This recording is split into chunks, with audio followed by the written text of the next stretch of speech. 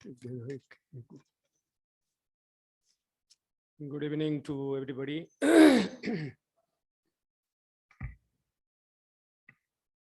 Dr. Punjab Singh,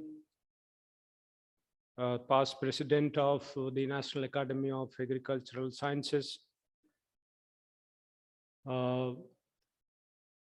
Many dignitaries of the dais, my colleagues from the Academy, Vice President Dr. A.K. Singh, Secretary Dr. P.K. Joshi, other members of the Academy Executive Committee, Executive Council, the delegates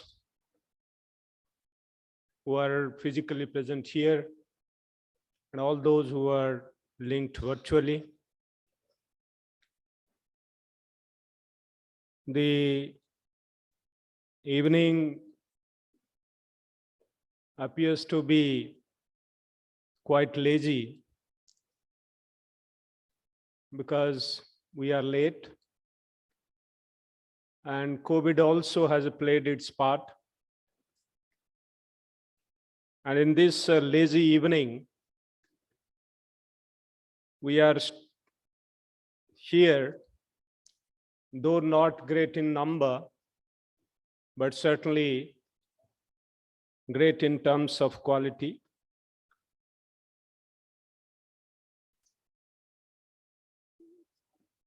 Today, we had a wonderful inaugural session of the Agricultural Science Congress.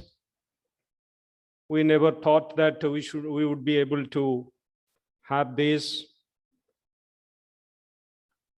And just 15 days ago, almost 20 days ago, we had a review and we were not very happy the way we were going. But today, the kind of registration, kind of attendance that we saw was quite encouraging.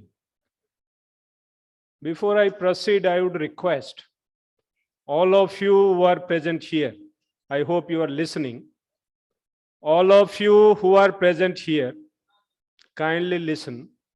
If you have anything to talk about, please go out of the hall and have a long discussion. And if you wish to come back, please come back.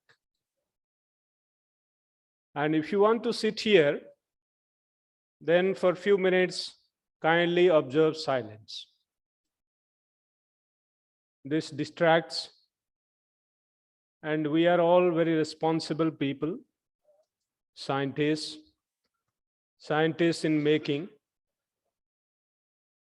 and probably we demonstrate that responsibility adequately.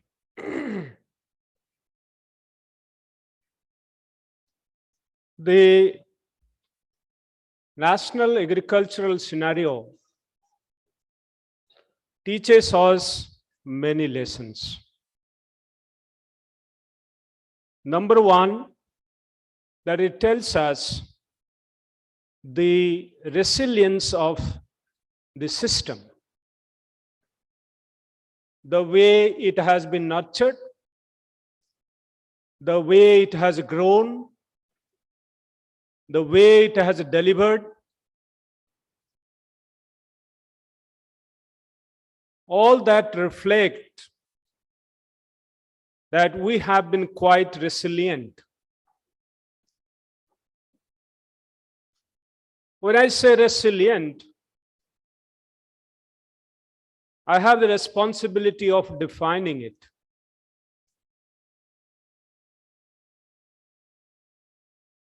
I define this first in terms of meeting the needs, the essential needs of our big population.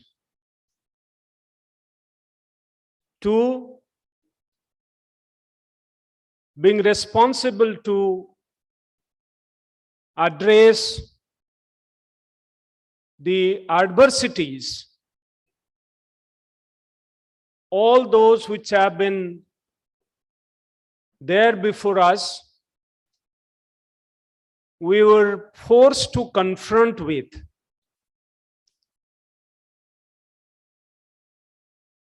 And we describe those adversities in many terms and phrases, and I would not go into those details. Third, the kind of opportunities that we have been able to avail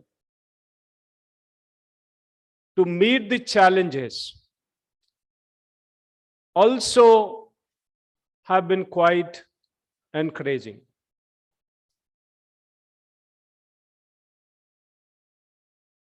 The growth of the system suggests that given the will, given the strategies, given the investment, given the policies, we can meet the future challenges as well. That shows the positivity and the positive part of this system that we have been working in. The National Academy of Agricultural Sciences has been part of this system and has been playing its role in various forms and contributing in whatever small or big way over decades. I will not go to elaborate on that aspect. But in recent years, and particularly during the COVID challenge, we all have witnessed tremendous capacity of resilience of the system. Not only building the vaccines, drugs, and health management system and putting those in place, but vaccinating more than 100 crore doses is something unparalleled. Don't see that in the world. And we must ponder. We must ponder what kind of resilience we have. It's not that the country did not suffer. Country did suffer. It's not because we didn't know how to deal with, we didn't have the will to deal with, but because of the very nature of the challenge. Otherwise, our doctor colleagues must not have succumbed to the disease. So there was something more than what was actually visible to deal with. So challenge was far more formidable than what it looked. And providing free food to more than 80 crore people reflects another aspects of our resilience, that how much we have been able to build in the arena of agriculture and allied sector I add allied sector because most often people just consider agriculture at the field crops or horticulture crops, not beyond that. For us at the Indian Council of Agriculture Research and the National Academy of Agricultural Sciences, when we say agriculture, we include all other aspects as well. So we have been able to do that. The time is limiting, it's already 6:35. I don't want to really go into that aspect further, but come to the very specific point of my deliberation today, that having met the challenge of food insecurity, we have to confront head on the nutritional insecurity that we have today. We have to also keep on reworking our strategy, redoubling our efforts to meet the challenges due to climate change. Our own problems are there. Small marginal land holdings, Honorable Minister did mention about all this. And the way we are positioning ourselves at the global level to meet the challenges due to climate change,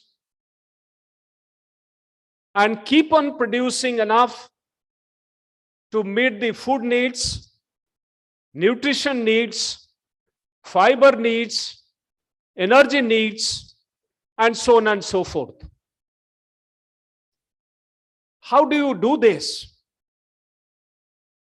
In this context, what is being discussed and deliberated and debated at the global level is the nexus among land, water, and energy. When we say that global level, it is being debated, that the nexus is being debated. What all we need to really do, and how do we do? Agriculture Science Congress is the forum to discuss in depth, to gain insight, delve deeper,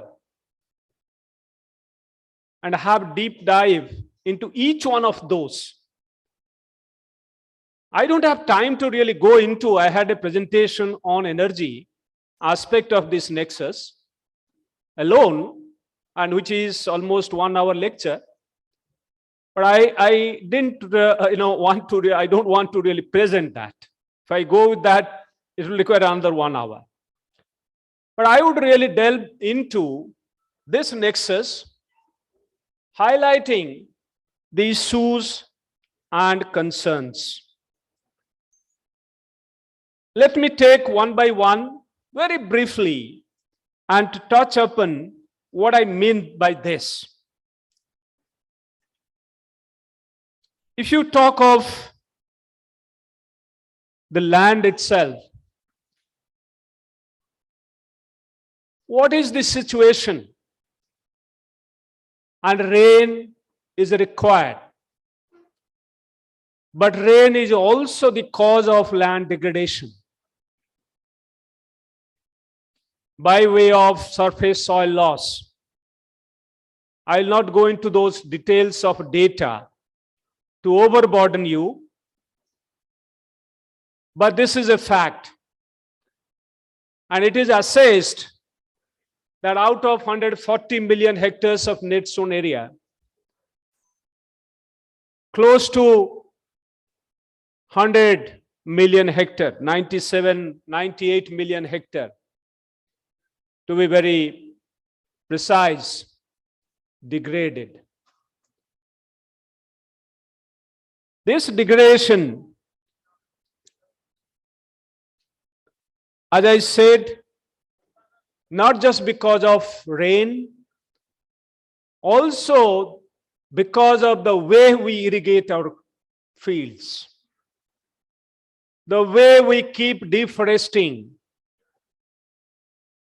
the way we do soil management, the way we till the soil.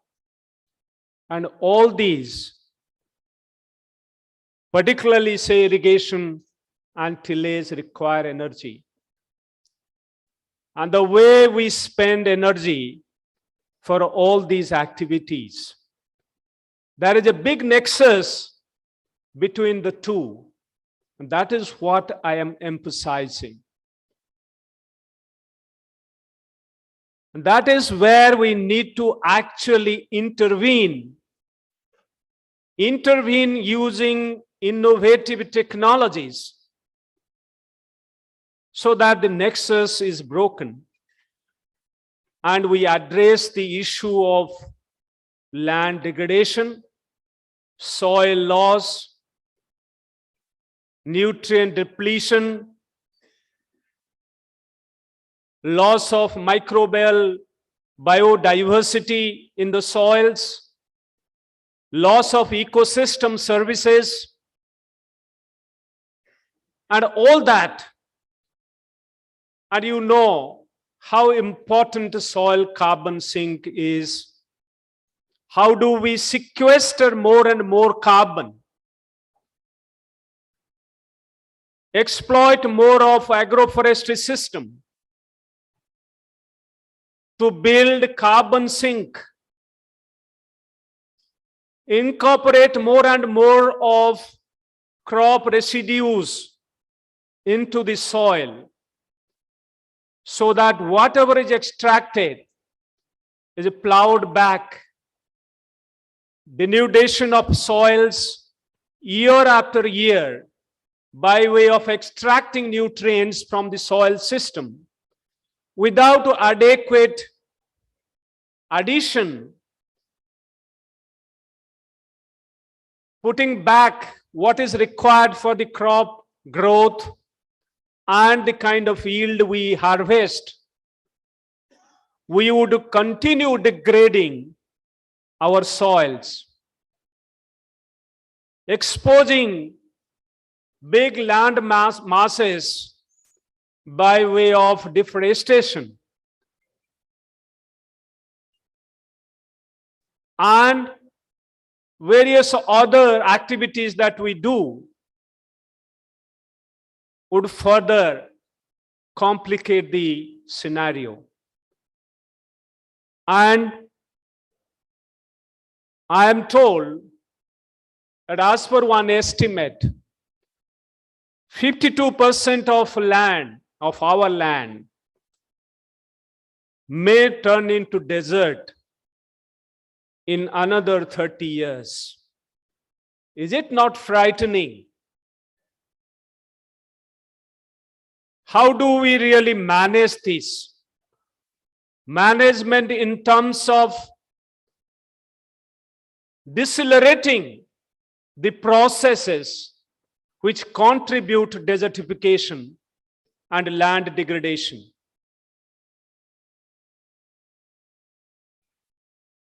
And second, that what should be the institutional framework and mechanisms and policies to be in place so that we address these issues.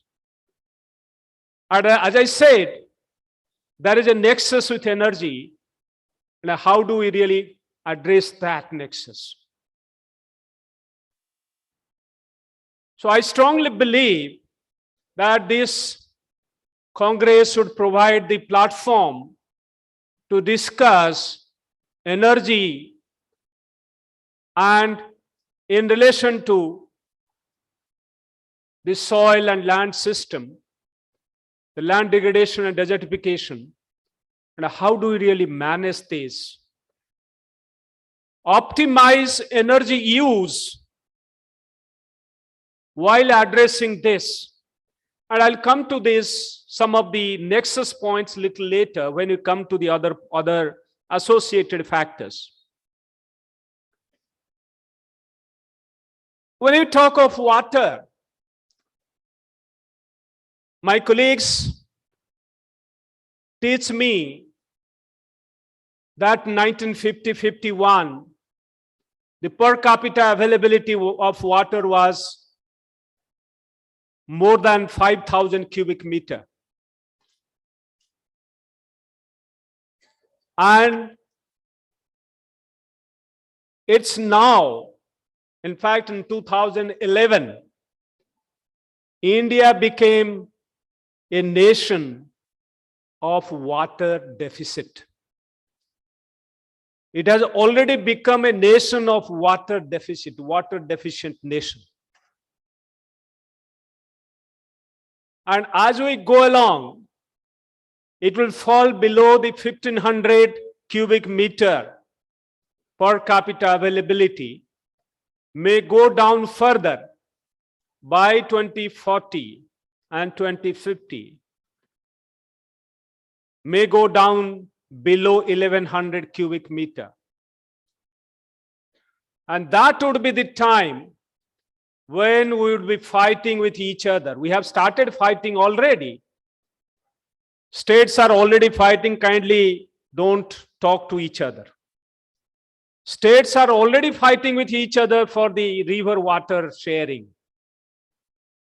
Imagine what would happen 30 years, 40 years down the line. And there's a bigger nexus.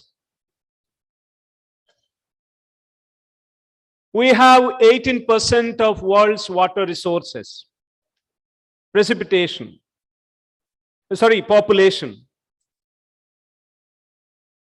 and 4% of water, fresh water.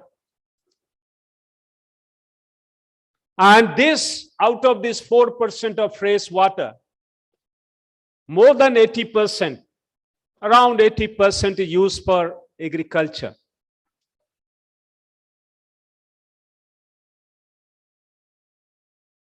So, this is where the challenge is, that 18% of world population have to be managed with 4% of water, and of that 80% going to agriculture. These facts are all known to each one of you. But out of about 400 billion cubic meter of precipitation every year that we are receiving, only 48% used in the surface or going as a groundwater. The rest just flows into the oceans. And that is a big nexus with energy. See the kind of irrigation that we are practicing today. Majority of water used in irrigation coming from groundwater. How do we pump this groundwater? What kind of energy we are using to pump? And you know better, what is the real challenge there? The energy water nexus. And I believe the Congress would deliberate at length on this nexus and how we need to really manage our water. Government of India has rightly given the clarion call. Harvest rain where it falls, when it falls. It's a big statement. It's a big statement. And Honorable Prime Minister's call, pour a drop, more crop. Let's not really forget this. Not just their slogans to be cited, they are to be practiced. How much micro irrigation in this country? What is the progress? You all know that. We need to really delve deeper into the issue. We have not been able to actually build that kind of system. of micro irrigation, where it will be sensor based. Today I was asked by press people, when India would be using sensor based solar pumps to irrigate our fields. And you can understand the underlying importance of this particular question. Colleagues and friends, many of us are working in this area. But how do we really address the water energy nexus in this particular case? Harvest water as much as possible, store it, and then utilize it using solar system so that renewable energy is utilized, not the diesel, and pump as much water that is required using the sensors. We have some examples. We see Rahuri University, Dr. Patel is here. They have a big program, some villages they are irrigating by using this sensor-based irrigation system. Long way to go. The government has brought this scheme of Kusum for solar pumps, but we need to really work on that. Integrate that with sensors and weather-based prediction systems, weather-based, sensor-based decision support system, so that the farmers of this country are also empowered and enabled. And we break the nexus between water and energy and enhance efficiency of water use, water productivity, and realize, Honorable Prime Minister's, this dream and address adequately the concern regarding per drop more crop. So this is not a global call, it's also a national big call, and we need to really think seriously about it. I can keep on talking about, there are many issues. And when you talk of energy, I briefly mentioned there are a lot of other issues. If we talk of farm mechanization, where we are, the 2.5 around kilowatt power use per hectare. A long way to go. Talk about the post-harvest operations. We have small and marginal farmers. We always say handy tools, and today also we saw. So human energy, animal energy, they have been used in the past conventionally, and we have been depending on those even today. We have to innovate, not only in animal sector, even in the fishery sector. I have a whole lot of points to talk about in fishery, but I'll not be able to do that. Rather, I would not like to do that. It's going to be 7 o'clock. So energy use, using green technologies. Today, we talk of electric vehicle system. Some companies are already coming out with electrically operated tractors. 5 years ago, when I was actually talking about it, use of solar EV system in agricultural operations, my colleagues were skeptical about it. When we were talking of automation, there was quite a bit of reluctance. Reluctantly, it was initiated, but today, the companies have already in the forefront of developing driverless tractors, sensor-based operations, and also solar power-driven operations in agricultural fields and many operations. How do we mainstream this? And this is a big issue. I'll not go into the data. And similarly, There are many facets to this. There are layers of complexities involved. Mention was made in the morning about biofuel. We are spending 8.5 lakh crore rupees annually by way of importing fossil fuels, petroleum products, petrol and diesel, which are main. And government has fixed already 20% target that we should be able to substitute petrol 20%. How do we do this? This is a big question with regard to the energy agriculture nexus, and which is linked to all operations in agriculture, the water management, land management, all operations in agriculture. It's a big nexus. Direct nexus and indirect, I was talking about the use of fertilizers, use of pesticides, the synthesis of them, the energy used there. How do we minimize? Government initiated program on organic farming. We have our own concerns, we have our own issues. We have also some positives to take home with regard to organic farming.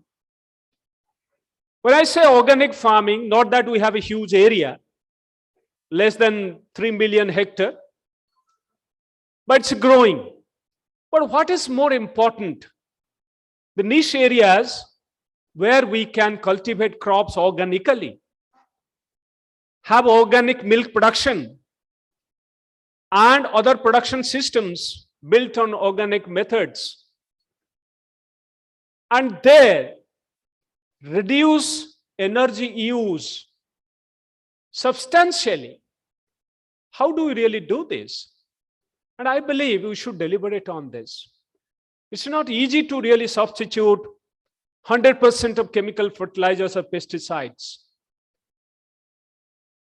We have been recommending in this country at least 25% addition of organic in an integrated nutrient management system. That hasn't really happened. So obviously, with a system of use of nano fertilizers, nano urea now is in already use, and nano pesticides, there's plenty of opportunities for further work. I'm sure my colleagues who deliberate on this, that how indirectly we reduce our dependence on energy and build more and more of organic agriculture wherever possible, so that we reduce the energy use.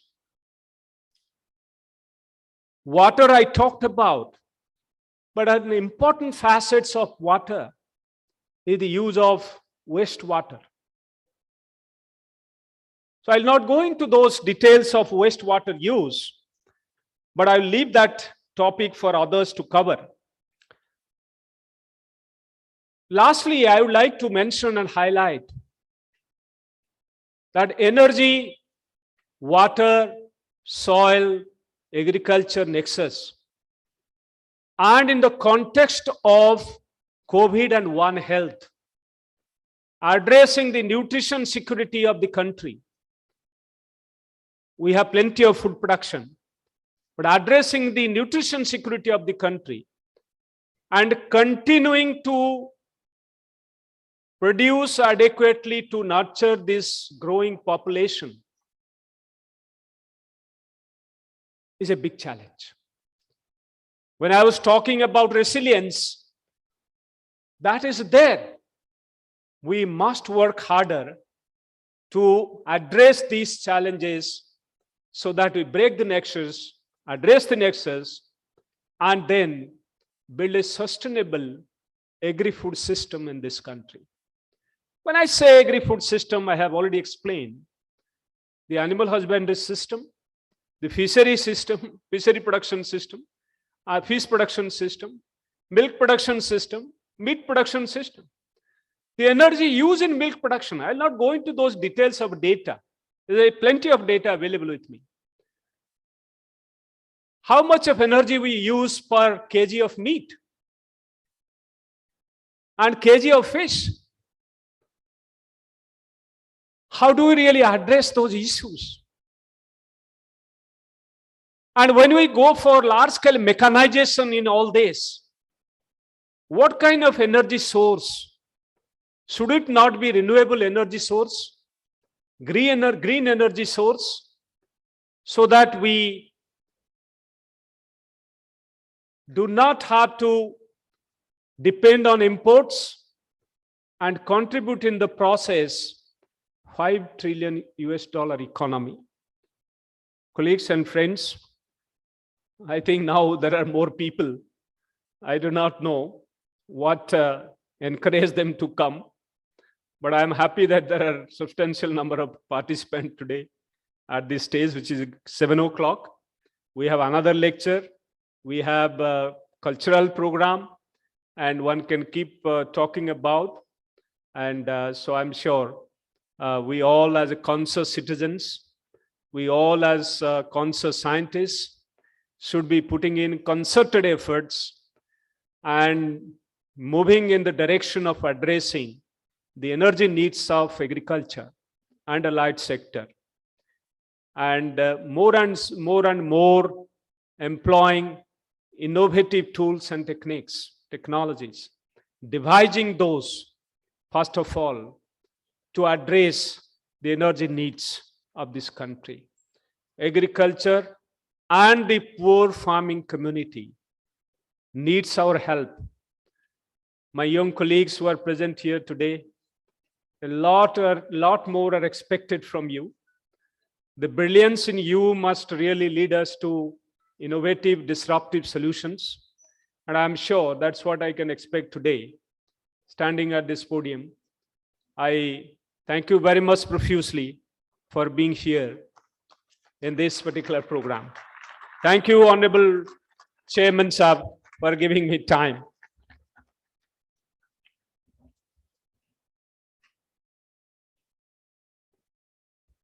Well, thank you, Dr. Mahapatra, for a very brilliant lecture, I would say. Let me just close in a minute by saying that we are very critically analyze the very, very important issues which we are talking today. The production versus resources. Now, as I said in my inaugural address also, that we have to simultaneously go that.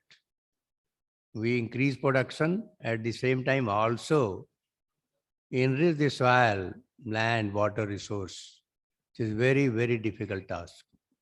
And I think Dr. Mahapatra very clearly, taking land, independently water, and then the energy per se has analyzed, how you can really bring and put this nexus so that you are really able to maximize the efficiency of everything that you are using. And then only perhaps we can dream of the agriculture of tomorrow that we are thinking. I keep saying, agriculture of yesterday is very different than what we have agriculture of today. And tomorrow's agriculture, you don't believe what is going to happen. Now you have got, nano urea, you don't have to carry bag. You might even get something which you carry in pocket. You can consume that for maybe a month. That kind of agriculture may come. So I think we have to therefore centralize on how to make the best use of energy that is available to us in every aspect that has been said. And I think that this is what Dr. Mahapatra has tried to highlight, and expecting that something will come out from the deliberation that we are going to have in next 3 days. And I think those are real issues. We have crossed many hurdles. We no longer bother about food. As you have just heard, 80 crore people being fed. for hours. I mean, just imagine had this not been there during Corona period, I mean, it could have been devastating. So you can only say that you have saved the nation, you have saved the prestige, but we have to go much beyond that. Look for the nutrition, look for how you can really increase the efficiency of resource so that we can really think of reducing cost. And that is where the energy plays a very, very important role. And that is why while selecting this topic and all that, I think we had been very careful to see that we answer something which you are doing. So I think I won't take your time and only request you to give a very big clap to Dr. Mahapatra, a very potential speaker, for a very outstanding talk. Mahapatra, thank you very much. Thank you. And I think we close this session.